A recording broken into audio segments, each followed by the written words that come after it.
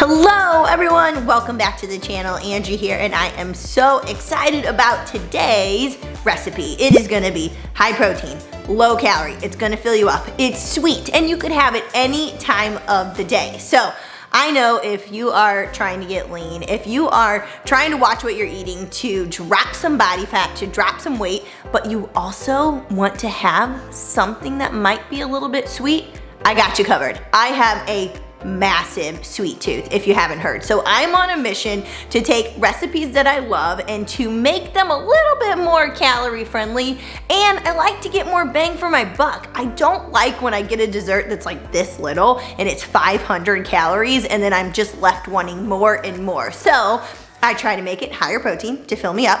I try to make it lower calorie and bigger so I get everything that I want in one dessert. So today, let's show you my cheesecake in a bowl. Okay, so how are we gonna make it high protein? We will be using some Greek yogurt. I'm gonna use 0% fat to save on some calories, so I'm gonna drop the fat to hold on so I can put more fat in my toppings on my cheesecake bowl. We're gonna also be using some 1% fat cottage cheese. Now, if you find fat-free at your grocery store, you can use that. You can use a higher fat percentage cottage cheese. It really doesn't matter, it's just personal preference. I feel like the fat-free has no flavor at all, so I usually go with one that has a little bit more of a fat percentage in it. So today it's 1% fat, that's what I'm working with. So those are gonna be the two main ingredients, and this is where majority of the protein is gonna come from. Remember, when you're creating a meal, even if it is a dessert, I like to aim for 25 grams protein in each meal or plus. And I think this one's gonna hit me right at about 26 or 27. It's, you know, you can always add more. You could add some protein powder. It's what I wanted for my numbers today, so that's what we're working with. All right, let's get to the recipe. Okay, so I have all my ingredients ready to go. Now, you do not have to blend this. Today, I am going to blend it, and the only reason is I want to try to make it be more like a mousse pudding consistency once I get all the ingredients in there. And I know some people are cottage cheese fans and some people aren't, and it's generally because of the texture. So by blending it, you won't have like the little tiny like ball chunks in there. It'll be nice and smooth. Now, if you don't mind cottage cheese, like I love it as is. I could eat this snack any time of the day. Sometimes I put fruit on it. Sometimes I'll do like sauteed apples with a little bit of cinnamon on there. Other times I'll do it more savory with some salsa and like some little tortilla chips. So I don't mind the texture of it, but I'm gonna show you the option if you do mind it. If not, just mix it up with no blender. So today I'm gonna start with the Greek yogurt, and I worked in 125 grams of weight on the scale. So that's gonna get me upwards of like 13 grams of protein with just the yogurt and only 4 carbs. So I put my blender on the scale to make cleanup easier. Rather than getting out a bunch of measuring cups, I can do this all in one swoop. So here we go, I'm going for 125.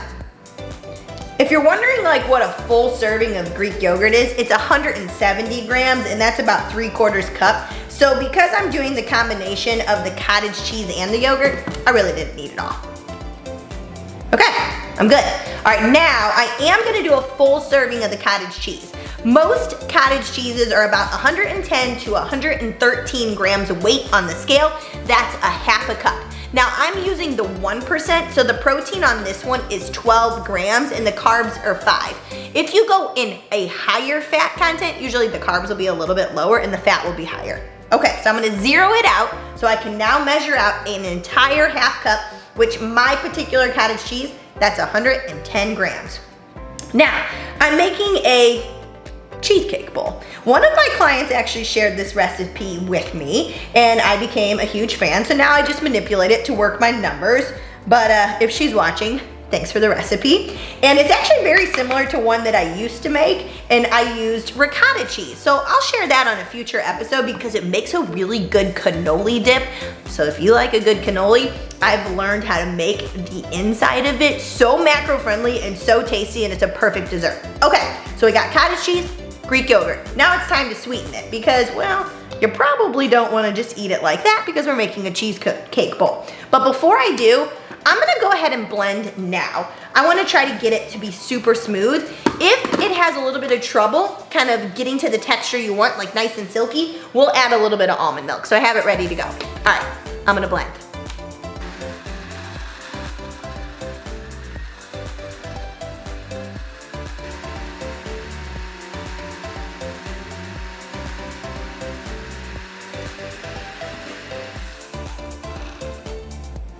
That took way longer than it should. You guys, I really need a new blender. So that's gonna be on my list of things to get myself. All right, but now I wanna show you the texture because it's really creamy. Okay, I'm gonna kind of scrape down the edges. All right, so I'm gonna bring it a little closer so you can see. But see how like, that's gonna be nice and creamy. All right, now, I am making this to have it later in the day, but that's only because the babies are napping and this is my window to actually do it. But I do like to kind of do it earlier if you have the chance, because then the flavors take on, I don't know, like the flavor profile you're looking for a lot better. But if not, just make it right then and there and eat it for dessert. Okay. Kind of just tastes good like that. All right, next thing to sweeten it up, we are gonna be using Jell-O sugar-free pudding mix, okay? So I'm choosing white chocolate. If you have trouble finding white chocolate, because I have heard that that flavor is hard to find, this is what's cool about this base of a recipe. You could put any flavor in it. You could just use stevia. You could do any kind of pudding flavor, butterscotch, chocolate, pistachio. If you don't want it to be sugar-free, you could do like a lemon, which would be really nice. And today, because I worked it out for my carbs, I am going for 8 grams weight on the scale. So 8 grams of this, it's only 6 grams carbs. So it's kind of a great way to keep your carbs a little bit lower. Okay, that worked out perfect. Okay, so we got that. And then I want it a little bit sweeter. I have a sweet tooth, and I don't know, I don't mind when things are overly sweet. If you're someone who's not as big of a sweet fan, I think the pudding will probably be just fine. Okay, so I'm just gonna add about a teaspoon. There we go, and that's stevia, so that's all I was using with that. Cool. All right, now I'm gonna get in there and kind of move it around a little bit. Then I'm gonna re-blend it, and I will show you what it looks like. Tastes good. Okay, here we go. Now we're all good to go.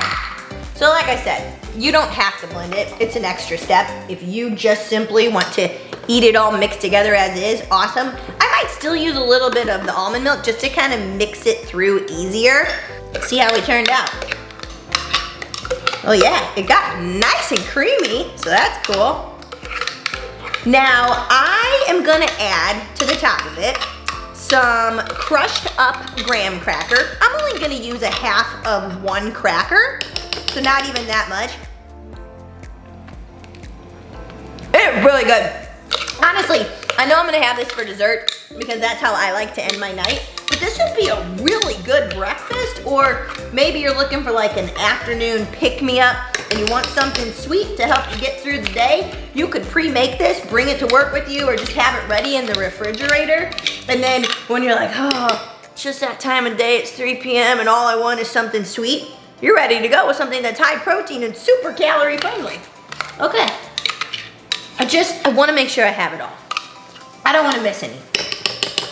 Okay, we're good. The way that I'm gonna top it today is with graham crackers. So I'm only gonna use a half of a sleeve, which is only 6 grams carbs, and then I'm gonna add some mini chips on top. So the client that shared this with me, she was like, yeah, it'll taste like s'mores. You guys, it is so good, but you can get so creative with this. So I'm gonna show you the finished product when I actually eat it, because I don't wanna put the graham cracker on it now so it doesn't get so weird, and then I'll put the mini chips. But you could change your flavor of your pudding. You can change your toppings. You can get super creative with it, and look how much you get from that.